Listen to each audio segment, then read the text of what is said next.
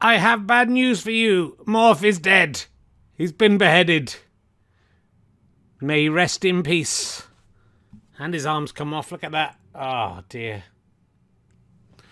What a disaster. Hello, welcome to another episode of RHLSTP with this week with the fantastic Nathan Caton.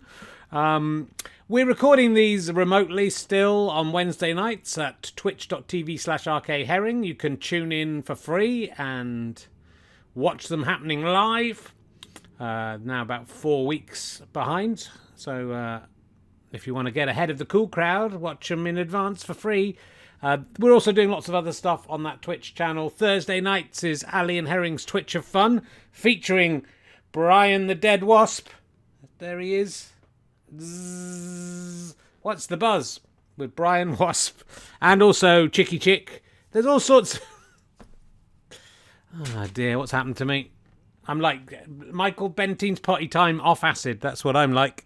I seem to have lost Donkey. I hope the Donkey turns up. He's had a good knock. Anyway, yes, you can watch that. There's also snooker and various other ideas for stuff. So just tune in.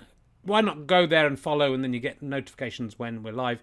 Remember, you can subscribe. You can subscribe with money, but preferably use your Amazon Prime account and link them, and then you can give us £5 every month. Don't forget to resubscribe every month, and that money costs you nothing. It doesn't cost you anything extra. It's part of your Amazon Prime package if you have that.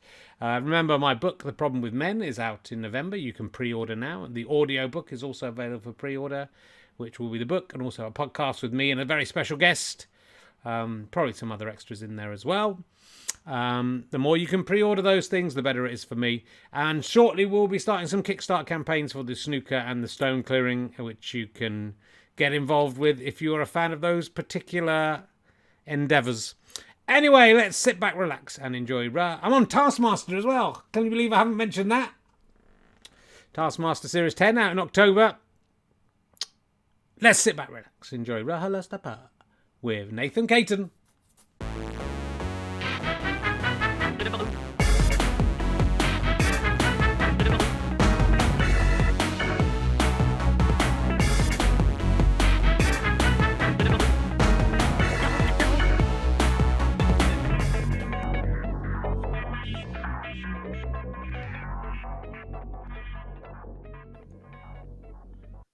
Hello, please welcome a man who's just had his tarot cards read. It's Richard Herring. Hello! It's good to be here. I'm very hot as well. Look at this, I'm sweating.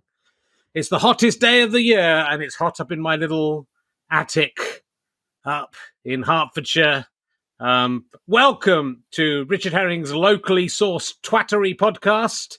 I was hanging around with the rhinoceroses at Whipsnade Zoo yesterday, and that is a cool animal. I don't know if I've ever seen a rhinoceros up close before, but it is the coolest animal I think I've ever seen. It looks like a sort of animatronic version of a dinosaur that hasn't quite been invented. It does not look real, unless they're all animatronic and then none of them are real. I don't know. But there was a big one and a little one. It was the cutest thing I've ever seen and endlessly fascinating. The coolest animal now, declared by me, and those rhinoceroses, they call it RHLSTP. So I don't know if that's going to catch on. You never know. It might do. I forgot to bring my kids' Father's Day cards up. I'll have to read it out of here. I was going to talk to you about that. I've had my tarot cards read today. It's for a thing I can't talk about yet. But I did it remotely with a lovely lady who didn't tell me too much. She did say that I, in some ways my career was going round in circles, which I kind of wanted to go, yeah, but I'm literally doing that. In fact, I've just stopped doing that. She said things are very busy at the moment. In about a month, everything's going to calm down a bit, which I don't know if I like that very much. She also said that I wasn't in my relationship with both feet, which I can't wait till my wife sees that. Because I'm going to be in an awful lot of trouble with her if she's magic and can read the future. So it was interesting to do it as a skeptical person, but she was very nice and I liked her very much. It was Father's Day on Sunday, and it's the first Father's Day where my daughter has been able to actually write me a card. So it was a very nice thing. She did a card which she put together and had a sort of weird picture of me on the front that she made out of beads. And inside it said Daddy. It actually said Baddie, but I think it was a mistake. I know we have a lot of fun together. XXX Phoebe, that's what she put, and my wife had helped with the spelling, but that was her own. That's what she'd come up with. I know we have a lot of fun together, Phoebe, which sort of made me well up a bit. And then it just is the kind of sentence I've heard a lot from women in my life, and it's usually followed by a but. That's the problem. And I think maybe my daughter had a bit more to say, but her writing's so big that she ran out of room, so she just got to, I know we had a lot of fun together, but it's time to move on to someone who'd be a better partner or dad in her case. So that was. She gave me a little plastic leopard as well. My son made me a card as well, and although you wouldn't know it, you had to tell you what it was. He'd drawn a picture of it, me doing a poo on the front. That was, which to be fair, is my signature move. So that was very good. What else has been going on? I watched Gemini Man the other day, which I wouldn't recommend. Will Smith playing two versions of himself. I've given away this. I think it's obvious from the poster. It's him and then a clone of him. But if there was a clone of you, would it have the same skills as you? That is the question I would like to ask, and that might become a new question, because he's a very good sharpshooter assassin. But would a clone? I think, isn't that partly to do with the way you're brought up and your upbringing? It's not just an innate thing that makes you. He had all the exact same stuff. I would have preferred to see a film where Will Smith and young Will Smith sort of fought a bit and then just started kissing and then started fucking each other. I think that would have been a better film. Is it cheating to have sex with a clone of yourself? I don't think it is. It's just that it's an elaborate wank, as far as I'm concerned. The snooker this week has come to a conclusion. My snooker, very exciting. The Quantum Leap Me won. This won't make much sense unless you've been watching that on Twitch. There's lots of stuff on Twitch TV all the time. We're recording these every Wednesday night. Next week, Daniel Sloss. And 8 p.m. Wednesday, usually, twitch.tv/Arcade Herring. If you're watching it now, you know that, right? Because you're here watching it. And you can, of course, combine your account with your Amazon Prime account and give us some free money if you want to, or become a monthly badger at gofasterstripe.com/badges, or you can buy Emergency Questions books. There's also How Not to Grow Up books. I've just found a big pile of them and signed them and drawn cocks in them. And you can buy one of those from Go Faster Stripe as well. So if you want to give some money back for all this free entertainment through this difficult and weird time, we recorded a gig for the O2, which meant to be at the O2 this week, but we in the bar, admittedly, but it still would have counted. We did it at home with James Acaster. You people at home will already have heard and seen it, but you people watching Twitch, who are still at home, admittedly, that will come up very soon if you're not with O2. So thank you very much to O2 for helping us out with that. Right, let's get on with the show. Will you please welcome my guest? He is probably best known for playing a compere in the television programme Casualty. That's where we've all seen him, and that's why we're here. I've just heard him gasp. He just remembered it, how good it was. Please welcome Nathan Caton, ladies and gentlemen. Here he is. It's Nathan Caton. Oh, mate. How are you doing? I was fine until I remembered I did watch it. Well, I haven't. I must confess, I did not see that. What was there? Were you playing a cake? I'm sure lots. Casualties are a very popular program. A lot of people saw it, Nathan. Oh man, that doesn't make me feel any better. What did it involve? Was it a comedy compare? Or? No, it was like like kids have those like video game exhibitions where they're playing video games against each other. I was a compare of that. Okay. Just walking around commentating on people's gameplay. Oh, it was so bad. And then you slipped up on a video game controller and you had to go to Casualty? No, that's the thing. Nothing even happened to me. I was perfectly fine. That's how shit the role was. I was in Casualty and I was fine. Someone else had I think a fit or something. Okay. Or a seizure or something. And I just had to be there. And then, oh my God. You know what? It's even worse. I had an audition, I think maybe a month or so ago, for McIntyre's Roadshow. Right. And my agent at the time messed it up. And so he got me Casualty to say, well, here's the compromise. It's like, wow. You can't balance those two. McIntyre's Roadshow could have made my career. This is just going to just force me to drink.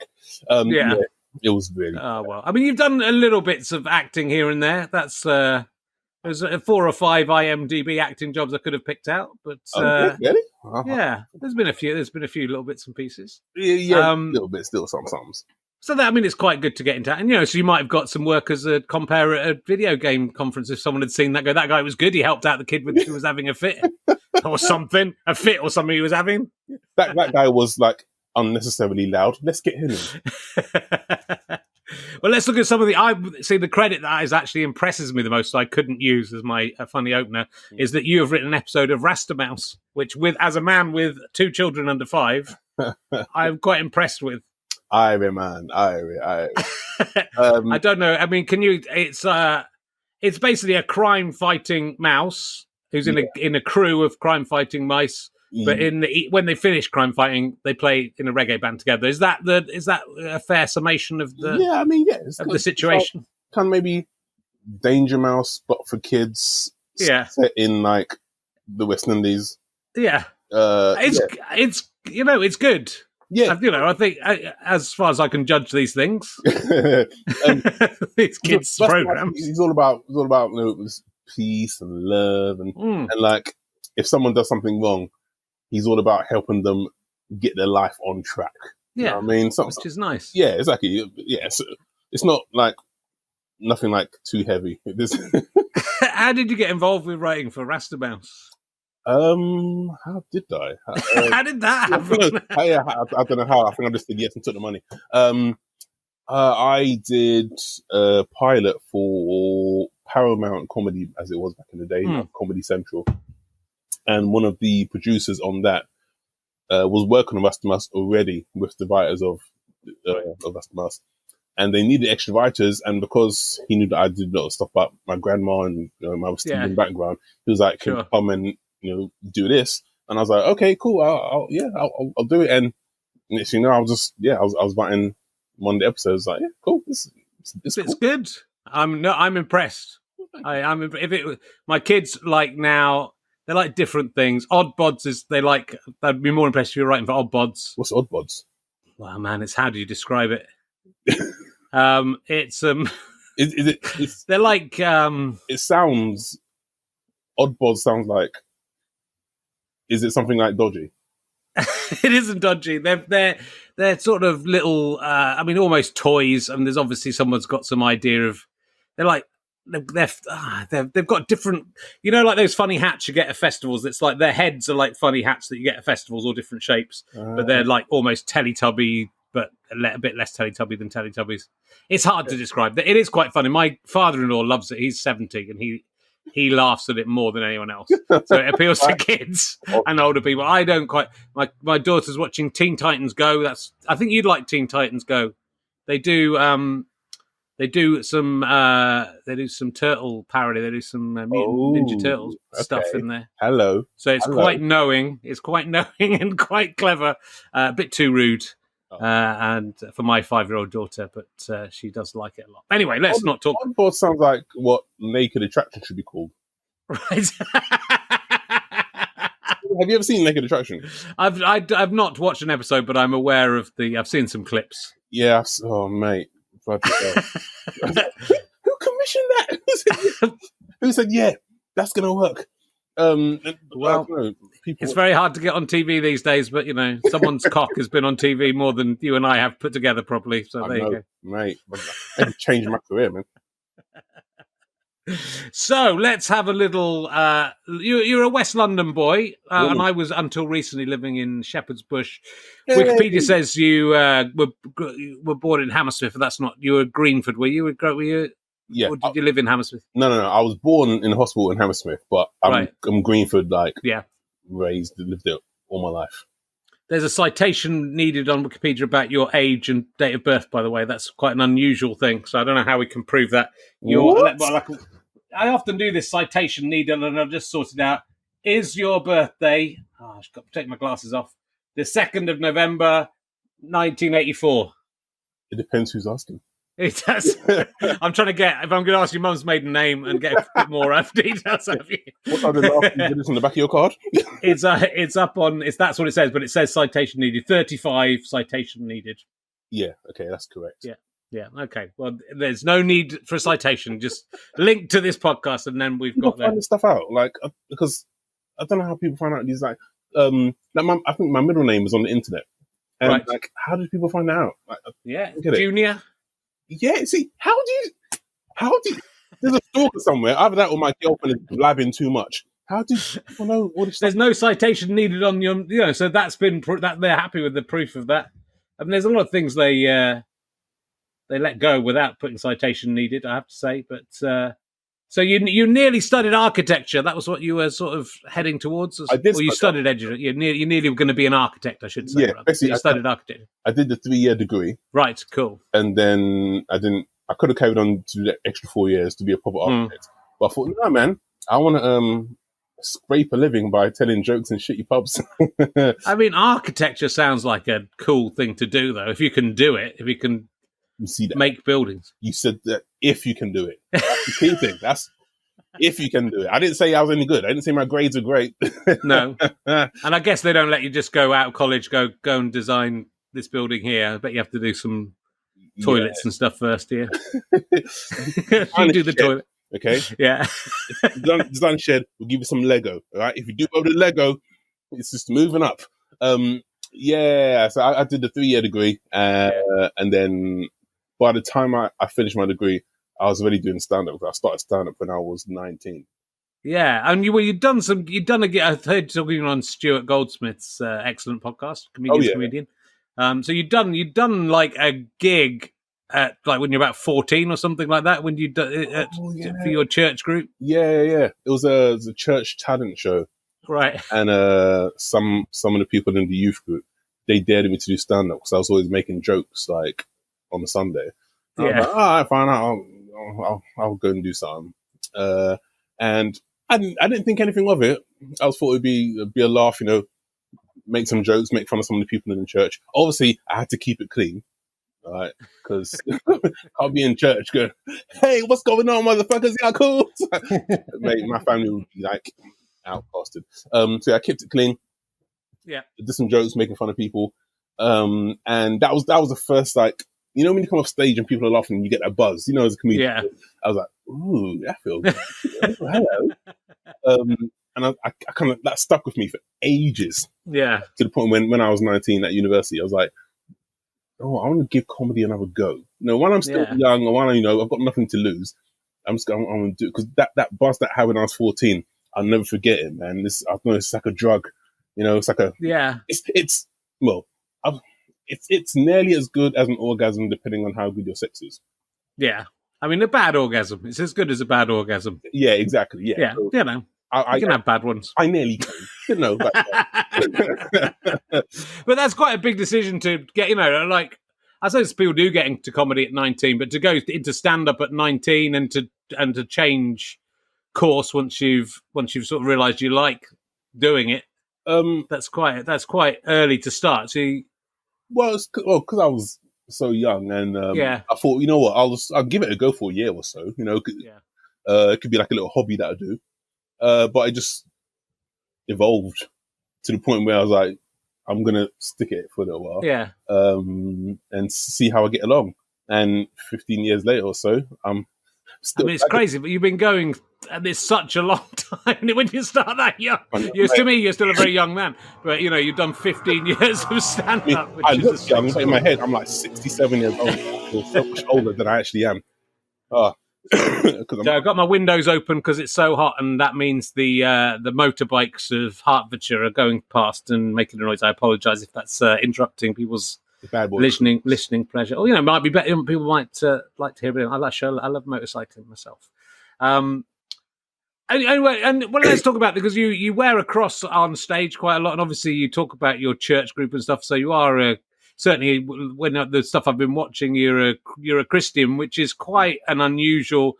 I mean, not necessarily unusual to happen, but it's quite unusual for people to admit it in the comedy scene and talk about it on the comedy scene. Yeah. And to wear a cross on stage, to sort of say, this is who I am. Yeah, I mean, because it's so, I don't know, it feels like kind of taboo to be like, I'm a man of faith. Whereas, because in comedies, the joke is that always that, God doesn't exist and grow up. Yeah. Whereas, I hate those guys doing that. I could say that I am an axe murderer. I support cannibalism, and that would be more supported than saying I'm a man of faith. because it's just frowned upon. Well, not frowned upon, but it's just rare. Yeah, it is a rare thing, but it's but then it's good to own it, and it's good to be who you are, which I think you seem to have.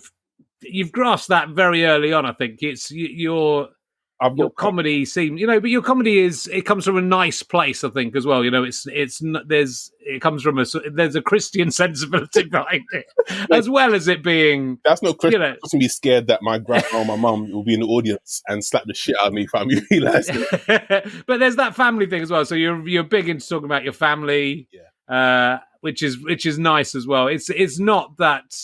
A lot of comedians want to be the cool renegade. I'm anti everything, and you seem to be very reasonable as well in kind of balancing. Yeah, if you talk about political issues, but you're very balanced in that rather than I'm not like a harsh bad boy shouty kind of. No. I mean, I've got my opinions and I'll deliver it to you, but I'll gently spoon feed you. You don't want another bite? Are you full? Okay, no, you want more? Have another one. There you go. I mean, I'm a big softie. That's who I am, which I have come to accept and acknowledge. Like I say it on stage, like I can't fight, but one thing I can do is I can tell my mum and she'll fuck you up instead. So that's who I am. I know my lane. I'm going to stay in that lane, man. So were your family supportive of this decision to kind of give up your studies, or to give up what you'd studied for and become a comedian and go into that world, which seems, some more distance away from that life? They were so supportive. They absolutely loved the fact that me, the first one in the family to go to university, was going to turn down this degree that cost so much money. Shitty rooms above pubs. No, they were skeptical. They didn't think I was that funny. They think I was that funny, which is a very, very damning indictment from your own flesh and blood. I told my mum that I was going to do stand-up. I remember we were out at a restaurant, and her first reaction was, "Well, how are you going to pay the rent?" And I was like, "Well, I can get paid from gigs." And she was like, "How are you going to pay the rent?" It was actually trying to reinforce, "You're not funny enough to make money from this. How are you going to pay the rent?" My grandma just thought it was a hobby. It's like, because she's older generation, where to her a job is like using your hands, or like you're in an office. It's not on stage for a mic. That's not a job. That's just something you do in your spare time for fun. So she didn't get that. They were just baffled and like puzzled as to why I would walk away from a solid profession as well, like architecture, to just tell jokes. I remember telling my grandma, I was like, I'm going to be a comedian. She's like, go on then, tell me a joke. You're not funny, boy. It was a curveball to them. Sure. Yeah, and are they supportive now? Have you done well enough to please them? After Live at the Apollo, they were very supportive. Okay, that's my son. No joke. He's so funny. Over the years, they've come to realize that actually I can do something. I can make a living from this. So now they're cool. Like first time I did Live at the Apollo, my mum came down. I think that was one of the first times she'd seen me. My mum, my brother, and my girlfriend, maybe my stepdad. But after that set, my mum, my brother, they were like, "You're really funny." Yeah. I mean, part of me was like, "Oh, thank you, acceptance." But another part of me was like, "What? You sound surprised? Like you thought I'd go there and die and get like I was shit all these years." And it's going, "I don't know how he's got Apollo. This is gonna be bad." But now they're cool. Now they're like, "All right, cool. Yeah, you do your thing." And so you do quite a lot about your mum. I think I didn't see this show again. I heard you talking to Stuart about it. The Teenage Mutant Nathan Caton, yes, which was about obviously your childhood, but about your mum and your mum getting remarried. Yeah, but it was quite a personal show, like quite a serious show about your feelings about that.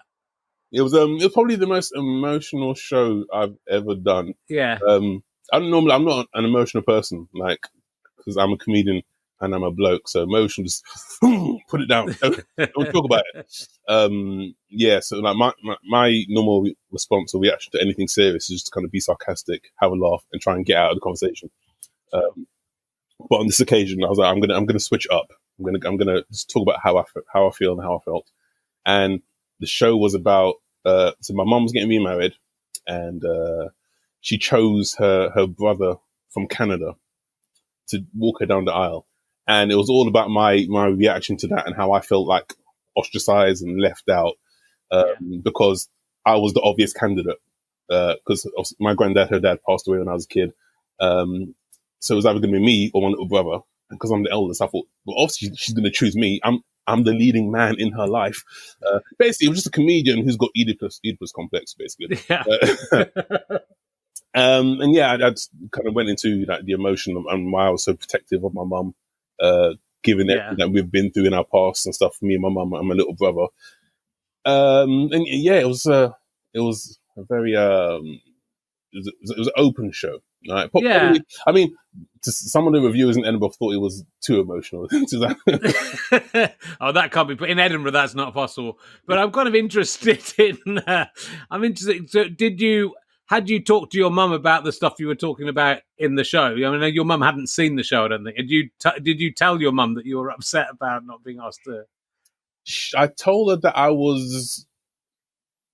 I felt like I should have done it, but I didn't say it in a serious way. I said it in a very kind of joke way. It's like, come on, how are you gonna leave me hanging like this? And she's, no. Like, instead, she got me to MC the reception. Right? Yeah, because standing in front of people with a microphone, like I don't do that and fucking up my life. And I didn't even get paid as well. The cheap bitch. No, yeah, so I just joked about it. Yeah. And when I did a show, that's when it all came out. And one of her friends from work was in Edinburgh and saw the show and then reported back to my mum. And she's like, "Oh, you felt that way?" I was like, yeah. But my mum hasn't seen the show because I haven't done the show since because I don't want my mum to see it. Because, I don't know, I feel like we'll either both start crying or she'll have slapped the shit out of me. So I was like, I'm not going to do it again. Because the first time I did that, I did a preview of that show, I started crying on stage. Yeah. Because I didn't realize I tapped into an emotion that I didn't realize. Yeah. And yeah, it all just came out. And it was like, yeah. I think that's interesting because I did a show about my dad, which is called The Headmaster's Son, which it was just about him. But my dad was my headmaster in my school. Oh, wow. Which is a bit, and I always said how weird it was for me. And when I did that show, and my dad was in the audience a couple of times, and then just at the end of the show, I kind of suddenly realized, even at 35 or whatever I was at the time, that I'd never thought of it from his point of view, right? I'd always thought, oh, it's awful being the headmaster's son, but I'd never thought how weird it was being the father of a pupil at your school. Yeah. And when he was in the audience, I absolutely had the same thing where I couldn't actually get through that bit. And even though I thought, and it's great for the show in a way, but every time I was going, right, no, I'm going to get through it. But every time I didn't get through it. So I sort of just find it interesting. And you say you're a man and you push down your feelings and you don't discuss stuff. But obviously, as a comedian, I think, comedians talk about everything. I mean, and we talk about stuff way more than that male stereotype, at least.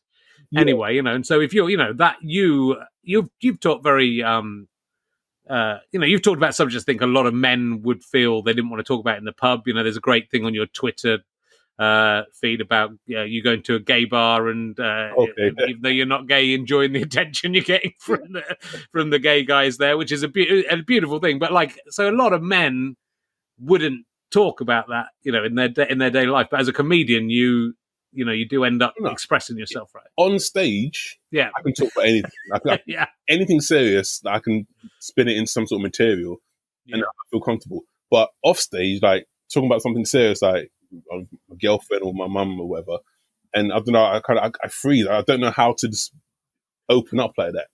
But you're on stage to strangers easily. Yeah.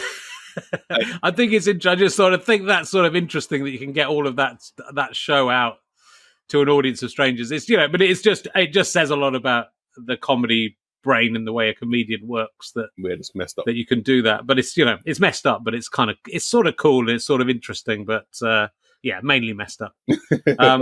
Let's talk a bit about we're in lockdown still. People at home listening to the podcast probably in the second lockdown with a lot more deaths happening. That's my prediction. I hope I'm right, because it'd be embarrassing if I'm wrong.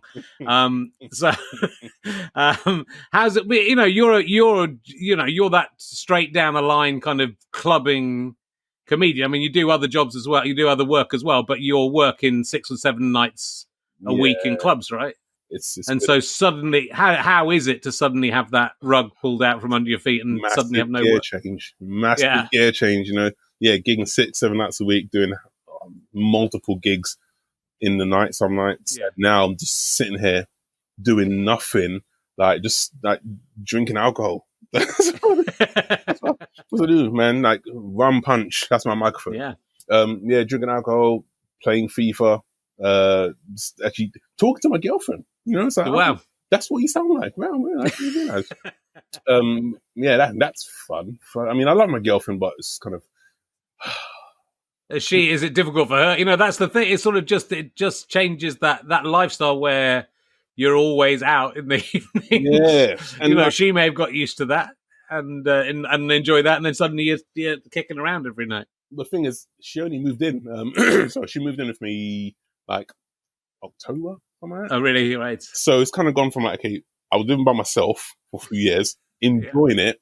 Then she moved in and was like, okay, and now she's here all the time. Like, fuck my life. I did not think, if I knew this was coming, I would have asked her to move in next year. So I said I can have this whole lockdown by myself chilling. But it's just, and yeah, it's hard for her as well, because sure, she's got a proper day job. She's a teacher, so during the day she'd be out of the house to myself chilling. It's my time. Then when she comes in, I'm going out. So then she gets the evening, her time. So we both had this lovely balance where we maybe see each other for half an hour in the day, but that was enough. We just walk past and go, what's up? Yeah, cool, what's up? And then we just enjoy each other's space and stuff. But now we're just together all the time. And, I mean, actually, can I share something with you? Yeah. I wrote a poem based on being a lockdown with my girlfriend. Can I read it out to you? Yeah. Okay, cool. Please do. Cool. This poem, where's it gone? Oh, here we go. All right. See, I mean, probably a lot of couples can relate to this, right? It's called, so, my bad. This poem that I wrote from based on my girlfriend is called I Love You, but Can You Just Fuck Off Now, Please? Okay. It's I've never done poetry before, but I just thought, I felt inspired, so I wrote it. Okay. This poem, because of this, it's not that I don't love you. It's not that I don't care. It's just that everywhere I go, everywhere I turn, you're always fucking there. When I go to get some food, when I choose to have a sit, there you are, right on top of me, like a fly on a piece of shit. You're amazing. You still make me weak at the knees. I love you, but can you just fuck off now, please? Second verse. It's not that I'm not there for you, now and forever, but I will stab you in the face with a fucking fork if we have to spend any more time together. Morning, noon, and night, every hour that God has sent, yet you still ask me, how was your day, babes? You know how the fuck it went. Look, I'm crazy about you, more than you can believe. I love you, but can you just fuck off now, please? Yes, we get on. The sex is amazing, and we have a laugh. But when I see you at home during the day, I think, why can't you be frontline staff? A doctor or a nurse, or in a supermarket packing a shelf. Something that gets you away from me, so I can have the house all to myself. Yes, we're in a relationship, but no, we're not fucking Siamese. I love you, but can you just fuck off now, please? Last verse. Okay. Before the lockdown, I used to look at you and think, I'm so lucky, I don't deserve her. But now I look at you and I think, I'm going to do time for murder. Go for a walk, get some exercise, take a stroll around the block. Take your time though, don't rush back. Enough time for me to change the locks. Since we've been at home together, it's like pissing me off has become your expertise. I love you, but can you just fuck off now, please? It's beautiful. From the heart, mate. From the heart. It's really. I thought it might turn around in a John Donne-esque way and like the and reveal your true love for her. I mean, not that wasn't there all through, but no, I'm glad it just carried on. It's better it just carried on. Got worse and worse. How are you feeling as a comedian without that outlet to perform? So my wife was kind of obsessed with that idea that if I ever stopped doing gigs, I was. What's happening here? I've got something coming up on my screen. Hopefully, Chris Evans is watching. I think I've been signed out of Zoom, but hopefully, it's all good. Oh, okay. It's turned into you. It's fine. It's just a technical thing at this end. My wife's kind of obsessed with the idea that if I don't gig for a while, I become a sort of miserable cunt, and then I go and gig again, and everything's fine again. Have you missed that? I think Sarah Millican was talking about this. The adrenaline is actually a drug, and to not get that adrenaline, a few weeks in, you could sort of get properly depressed. Have you found that, or have you managed to find an outlet to get that? Well, the poem was a good one, but I totally get it. Yeah. There have been days when I've been miserable, and I've just been like, I said to my girlfriend, just leave me alone. I just need to be on myself, and just like, I don't know, just kind of get my head around the fact that this is life for now. Yeah. And it's not been able to go out and just like. I mean, I've always loved stand-up, but in lockdown, I've realized how much I really love it, like really cherish what I do for a living, be able to go out on stage and just make people laugh, make people happy for like 20 minutes, half an hour or so. And now I can't do that, like I tell jokes to my girlfriend, but she doesn't appreciate it. It's like, you're a shit crowd. It is. I said it's a gear change. It is really frustrating. I mean, when the world opens up and we're allowed back out, there's a backlog of stuff, mate. Audiences are going to have to just sit there and take it. I've got so much to say.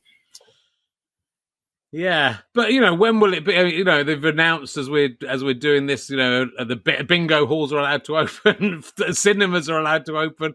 I don't quite get, why a cinema can be a funny film. They can show a funny film, but a comedian can't. If it's anything to do with people laughing and I know funny films aren't as funny as comedians, but if it's about spreading germs, it's sort of, I just don't know when we're going to get back into being able to do live stuff. And then, if you've been making, I presume you make most of your living from stand-up. On the clubs, yeah. Yeah. So how are you going to be able to cope for another, if it's 6 months, if it's another 7-8 months, are you going to be able to get through that period of time? I've already started looking at like prostituting myself. My girl wasn't happy about it, but I was like, babes, I've got enough love to go around, baby. Don't worry. You're lucky. You're very good looking, so that can work out for you. But look, this raddled old. No, mate. This corpse, I can't do anything. There's something for everyone, mate. Don't put yourself... Someone wants this. Someone out there is prepared to pay for this. But, oh, Dad. Well, look, let's. I'll ask you a couple of emergency questions, then we'll get on to even more serious topics that I want to talk to you about. Let me ask you some of my new emergency questions. Okay. If all the art galleries and museums in the world got together and said, Nathan Caton is allowed to take one item, a painting, a historical artifact, anything from any museum or art gallery in the world. Is there something you would like to possess if they allowed you to take it? Is there anything that would take your fancy? Any painting, or anything in a museum, anything in an art gallery. It doesn't have to be art. It can be an historical artifact or just something you fancy. Oh gosh, it's a big question. Yeah. I would. Do you ever go to museums? Do you go to museums much? I see. That's how I pass my time on tour. Sometimes going to crazy museums and stuff and seeing. You could just get something valuable and sell it. I might just go to like the Natural History Museum. Yeah. Just take anything because it's not British. It's stolen anyway. I'm like, now you know how it feels. Just take something. Anything. Yeah, British Elgin marbles. Could be given, but you can give them back. You can take them and give them back. That's definitely allowed. And who is the most famous person you've ever been in a lift with that you didn't get in the lift with, that you were with when you got in the lift? Have you ever been in a lift with a famous person? Oh gosh, you must have been. Come on, Nathan. In a lift with a famous person? Come on. Have I? You must have been. Mate, you are very overestimating my lifestyle, mate. Just by like down the Westfield, someone you must have had. I met Shane Ritchie at the Westfield. That's the kind of thing that can happen. Oh, hello. You know, I can't go to Westfield. It's too many people. I just end up like just accidentally kicking someone in the back of the head. Have I been in the lift of someone famous? Lee Ryan from Blue. Have you? Yeah. That's pretty good. Mm-hmm. That's a pretty good one. Is that good? Yeah, no, I'm very impressed with that. That's a good choice. What was he like? Did anything happen with Lee Ryan when he was in the lift? He's a bit of a geezer, mate. He's down to earth. Yeah, he's like, I don't know. For some reason, I always think singers would be like divas, but he's like, nah, you're like, mate, how you doing? He's like, mate, you know you're a singer, man. Be a diva. Like, tell him to shut up or something. Just look at me and go, no pictures. But no, he was a cool guy. Really laid back. Good. Well, it's good to know. That's how we find out. We found out about a lot about celebrities in the lift. So look, one of the things I want to talk to you about was you recently tweeted something that I thought was great, which again, with everything that's going on in the world, is incredibly relevant. Where I think it's this like it's about this idea of privilege, right? And what really struck me about this is that you and I have the same job, and should have the same basic lifestyle as a result. You would hope, and that's one of the things I like about comedy is it's sort of, and I know it isn't quite, but it feels like it's a level playing field that anyone, if you're funny, anyone can go in. If you can go in a club and do it, and if you're funny, you should be successful. Therefore, because it's about the talent to make people laugh. You'd got this. I don't know where you got it from, but there was someone asking questions, just basic questions about life, like when you go and do a shop, have you ever been someone followed you around thinking you're stealing stuff? If you walk down the street, people cross the road, and you got to hold up your 10 fingers, you hold up, and you got to put a finger down every time happened to you. That thing has happened to you. Like I maybe put half a finger down. Wow, seriously, really? You yeah, I mean, like, mate, I think maybe there's been and I can't even think of a specific example. Maybe someone's crossed the street because they've been worried it's late at night. Someone might have crossed the street to get because I was walking behind them. I'm not a very threatening looking guy, I have to say. So it was if it happened, it was a very weak person. Yeah, all they have to turn around and go, oh, it's okay. But you put there was about 12, 13 questions. Yeah. We might slice this in for people to see into the podcast. Check your privilege edition. Put a finger down if you have been called a racial slur. Put a finger down if you've been followed in a store unnecessarily. Put a finger down if someone has crossed the street to avoid passing you. Put a finger down if you've had someone clench their purse in an elevator with you. Put a finger down if you've had someone step off of an elevator to keep from riding with you. Put a finger down if you've been accused of not being able to afford something expensive. Put a finger down if you have had fear in your heart when being stopped by the police. Put a finger down if you have never been given a pass on a citation that you deserved. Put a finger down if you have been stopped or detained by police for no valid reason. Put a finger down if you have been bullied solely because of your race. Put a finger down if you have been denied service solely because of the color of your skin. Put a finger down if you've ever had to teach your child how not to get killed by the police. Any fingers left? That's privilege. But basically, you put down every question. Basically, was you put your finger down, apart from one that you didn't understand what the question was. Yeah. Which is, and that's just astonishing to me. So I think it's so powerful about privilege and about how people don't get that about the when it's all this. I mean, again, I saw you tweeting about this, but Black Lives Matter. I mean, it was bad enough people saying all lives matter. Just this week, we've had people flying planes saying white lives matter, which is a kind of massive misunderstanding of what this is. But I guess white people don't get the innate privilege of of the way their lives are. No. Well, first of all, it's not all white people. No.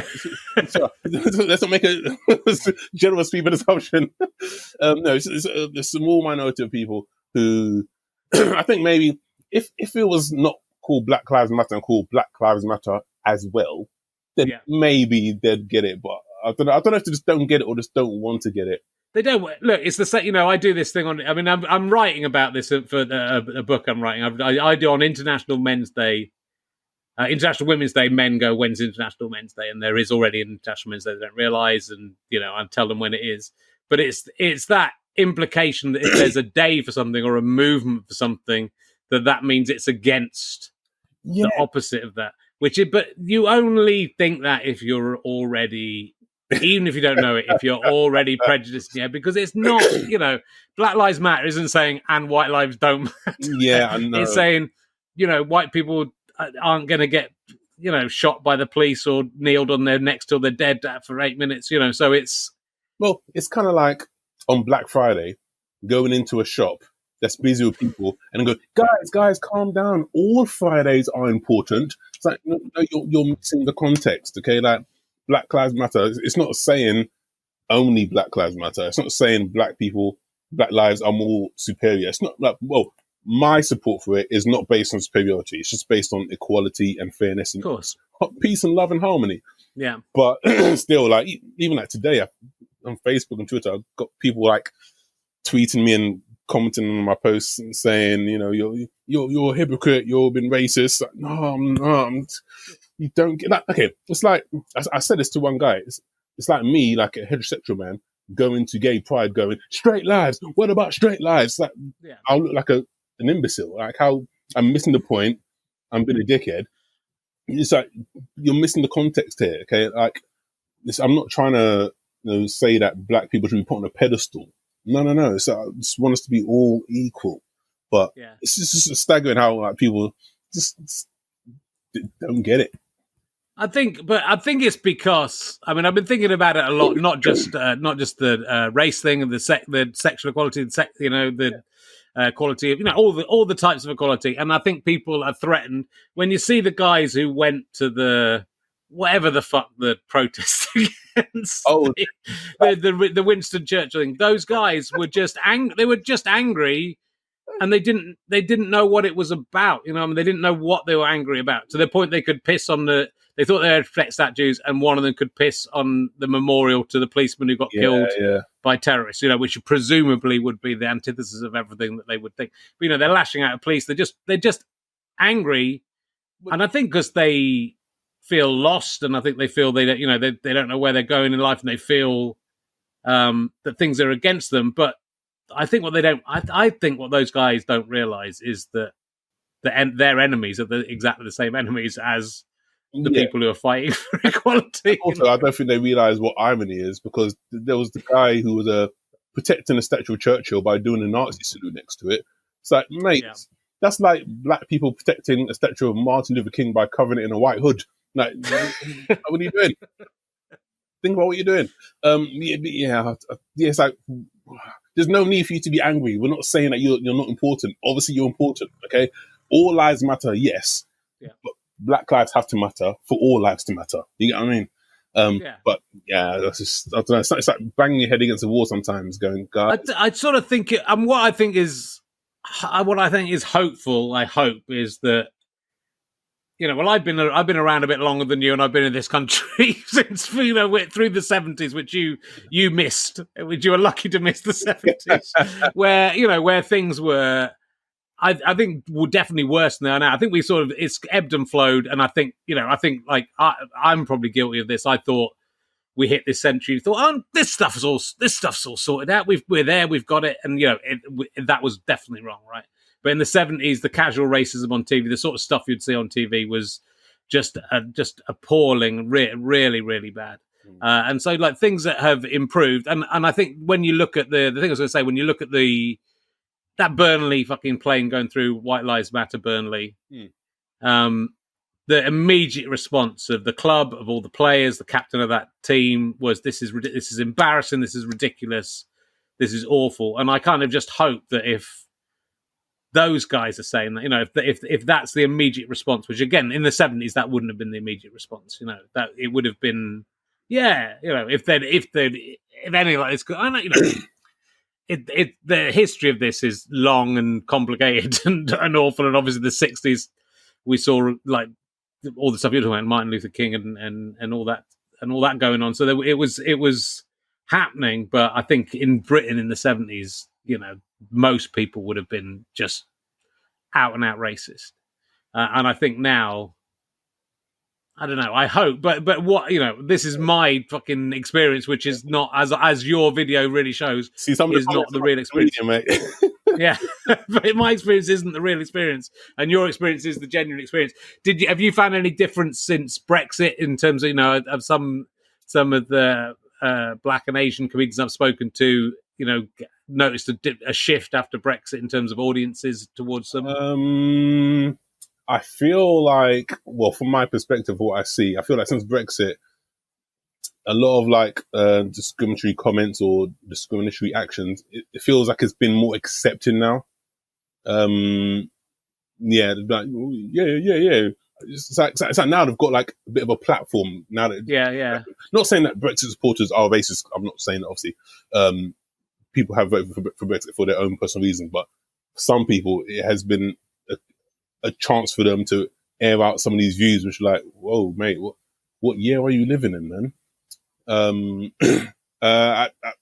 At the gigs, it's nothing like directly towards me per se, but I've just noticed in general, I just maybe out in the public as well, there's a bit more confidence to say things which they wouldn't have said maybe 5-10 years ago. Sure.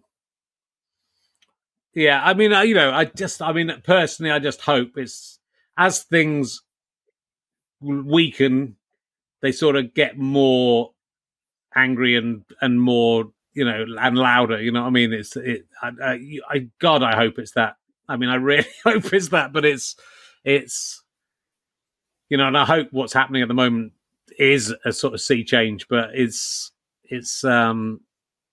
I think as a comedian, you're really interesting, right? Because I look at you and I go like, oh, for the last 20 years, TV's been going, we want more Black comedians, we want more diversity, we want this, we want that. You are a very marketable Black comedian, I would say, in that you are, you are everything that you would think, like say Saturday Night, and Michael McIntyre, exactly that thing. You would think this is a guy who's doing family-friendly material mostly, is doing, is very good at his job. He has that. If you're looking at a box ticking, he's got that box ticking thing, and yet you have not. The fact that I was talking to Katie, my wife, about this, and she was saying, Richard, the thing is, everything, they're all racist. All these, they're just racist because you are the, if you've been working for 15 years as a stand-up, and you've had radio shows and you've been on some panel shows and some TV shows, but there's that big break has not yet come for you. I think that's fair to say. Yeah, it's been close, but it hasn't happened. No, and I think that's Katie saying. It's just it's the system's racist. It's easy to say that, but I would always take responsibility myself and be like, okay, what can I do? What else can I do to get to where I want to be? So I'm just, all I can do is just do me, just do what I do, and hope that someone sees it and goes, yeah, let's give him a shot, let's give him a go, see what happens, man. That's what my agent says to me. Just keep plugging away. Just keep doing it, man. Keep doing it. People will see that you're funny. Just keep plugging away.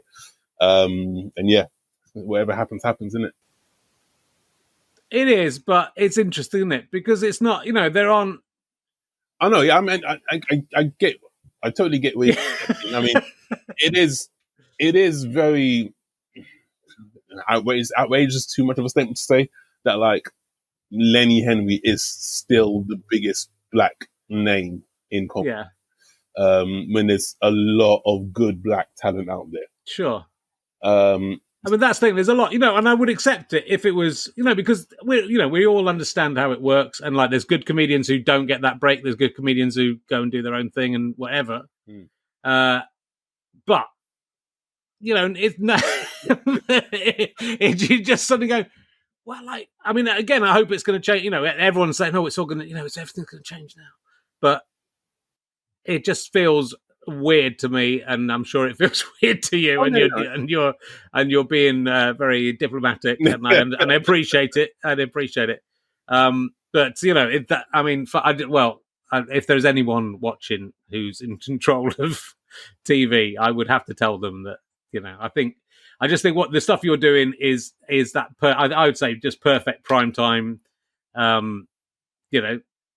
That Saturday night stuff, and you could be there and you could be doing that, and that isn't necessarily true of a lot of comics. That's a very specific thing that certain comics can do. Can you and it's not good for me. I couldn't.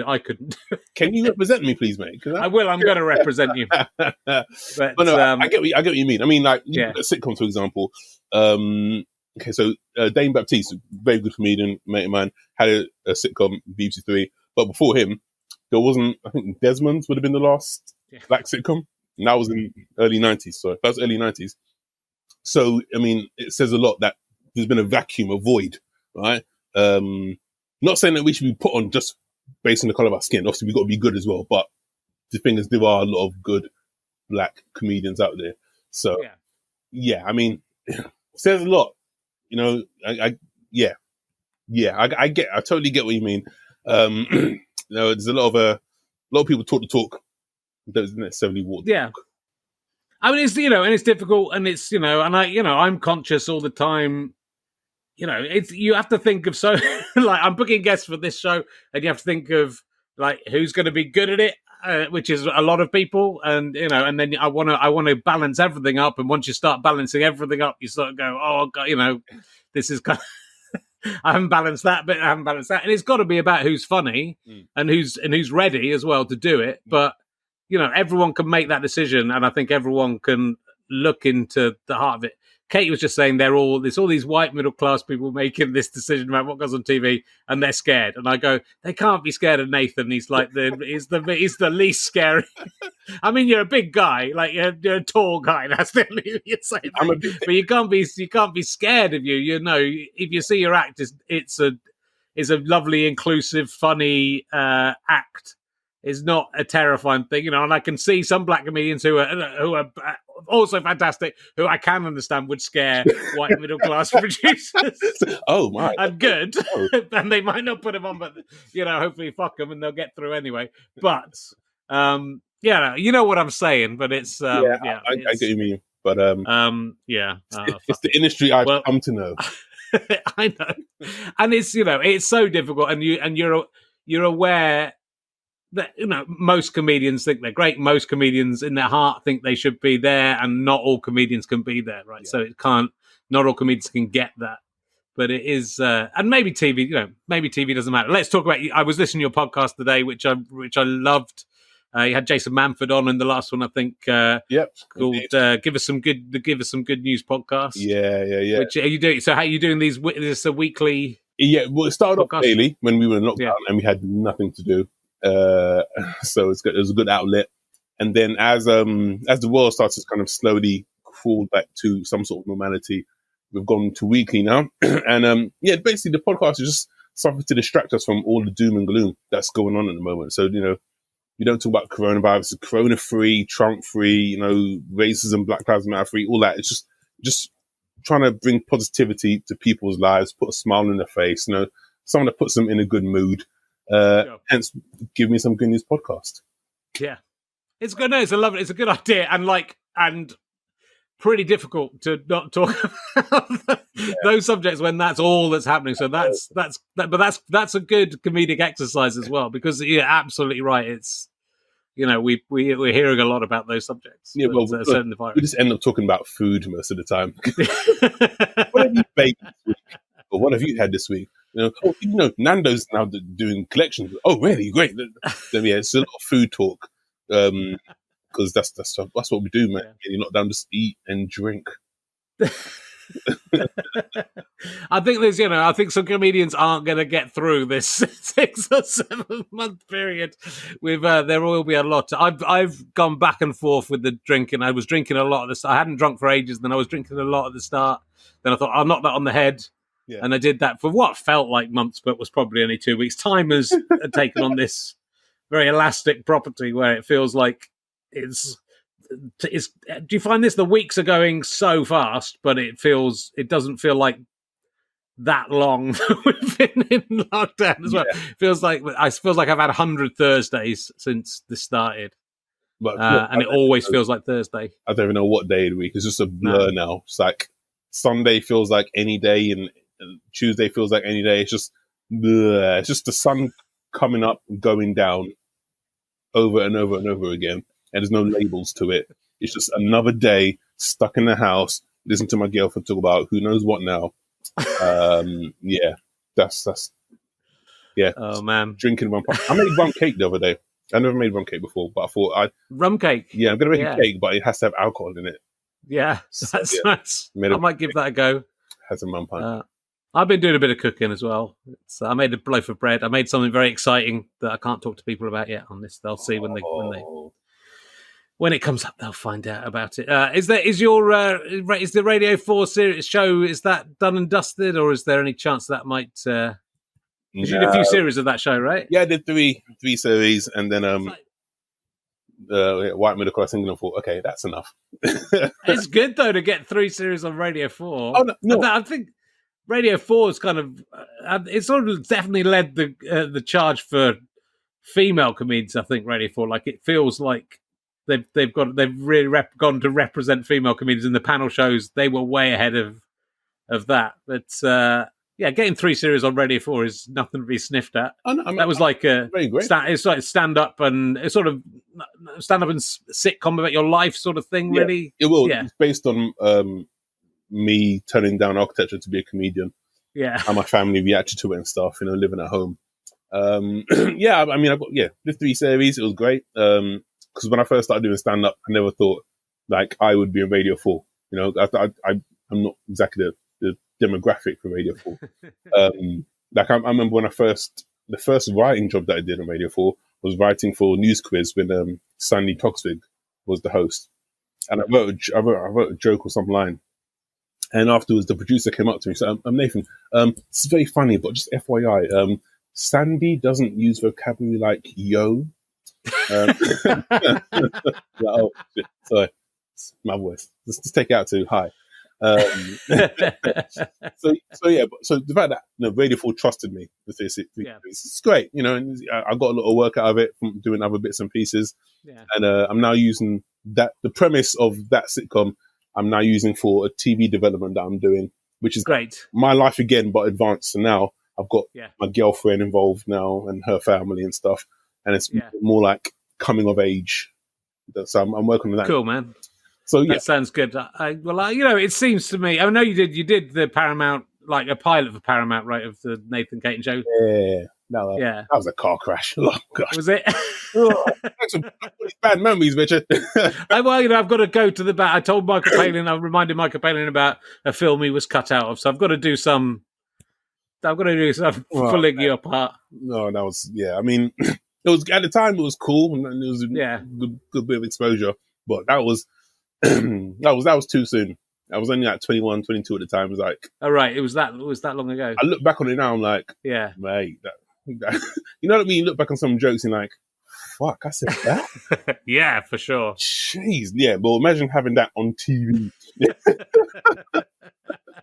Yeah. It was. But then that's interesting because because you've already done like 15 years of stand up.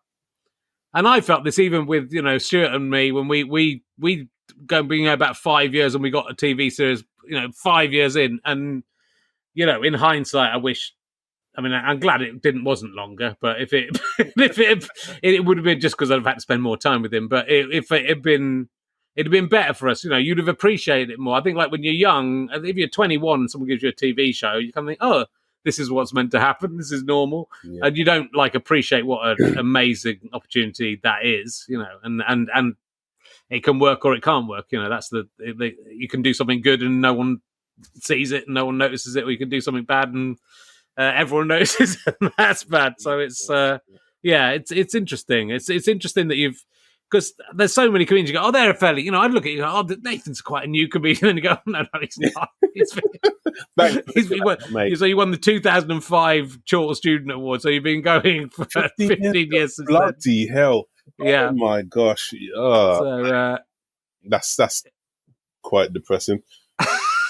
That's what I'm here for. I'm here to make you feel bad. I've finished. Hardly it's on the straight run. I finished my beer. Yeah, well, I'm drinking brandy straight out of the bottle now. That's good. That's nice. Well, that's a good choice. But yeah, look, it's all going. And we've done Live at the Apollo twice, haven't you? And you've done, and those sets are well worth looking out. There's a great routine about you texting a picture of your bum to your church group, which not many comedians are going to be able to steal that one. Oh gosh, yeah, gosh. It's a great routine. I'm trying to forget. You keep bringing them back up. People should check it out. I'm giving people at home a chance. Google and check out. Oh, let's talk about it. You were on Mastermind. How did you do on Mastermind? Were you on Mastermind? Okay. It was a tale of two halves. Right. Okay. So my chosen subject was the Premier League. Okay. Smash that. Yeah. 12 out of 12. Then came to general knowledge. Turns out I watched too much Sky Sports and not enough of everything else. I got maybe 5. But that's okay. No, it's not. It was bad. I went into second round confident because I was in the lead. I nailed this. Yes, my university degree is going to come in handy. And nah, mate, I finished third. Well, I was second, but I did really well. But I was second. I'm very annoyed about it. My general knowledge is good. What was your chosen subject? I did Rasputin, which I knew a little bit about, but I worked very hard on it. Okay. It wasn't something I had to learn all this stuff in phonetically because I can't speak Russian. So it was. I may have mentioned it on this podcast before. It may have come up before. Have you done any other quiz? Because that's the only outlet I have on TV now is to appear on TV quiz shows. That's the only thing they let me do now, which I'm cool with. I have to say, it's fine. But, have you done Pointless? You haven't done Pointless yet? No, I haven't done Pointless. I haven't done Trade. You'd be great on House. You got to do House of Games, man. Have you done House of Games? No. You'd be good at House of Games. Really? And they would like you on House. I'm gonna direct message Richard Osman straight after this and tell him to put you on House of Games. He might not because he's a Fulham fan. I support Brentford. There might be a bit of rivalry there. That's okay. I think he can overcome it. I'm up for that. I'm waiting to do question of sport. If they have a celebrity question of sport, mate, I'm there. Right. I know a lot about sports. I just don't know anything else. Right, but it's good to I'm not that interested in sport. This hasn't been a difficult time for me in terms of there being no sport. Oh, yeah. I support York City. This will be a good trivia question for you. Okay. York City, I think, might be the only team who've finished top of their league and not got promoted, unless they win in the playoffs. York City are in the National Conference North. Okay. They finished the season top of the league division, but they're now in the playoffs for the second place. So they don't get promoted automatically, despite being first. And there's every chance. I mean, it's very unlikely they won't fuck it up because it's York City.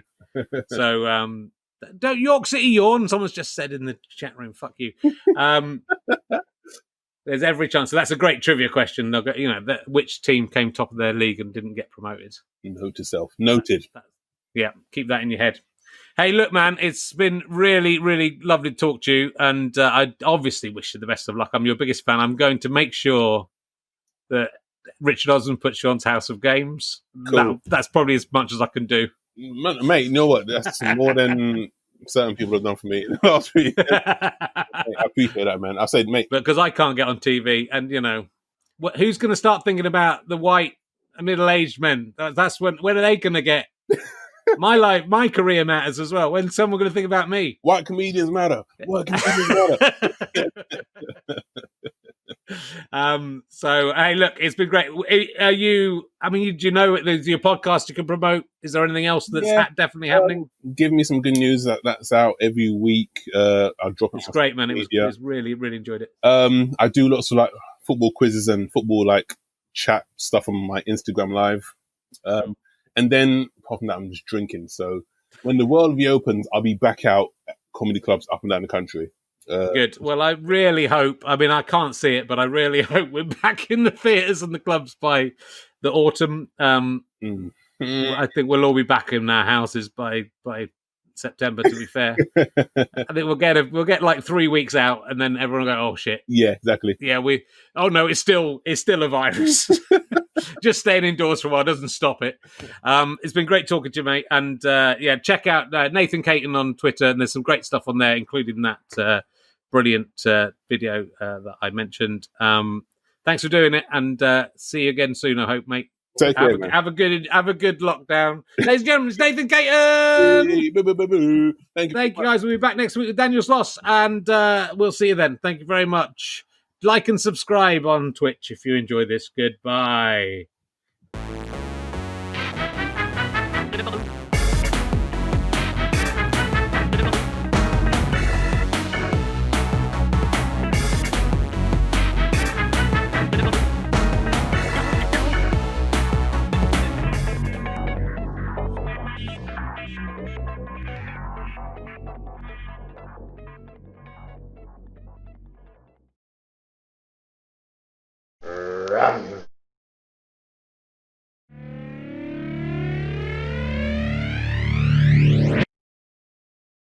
How'd you like them sky potatoes?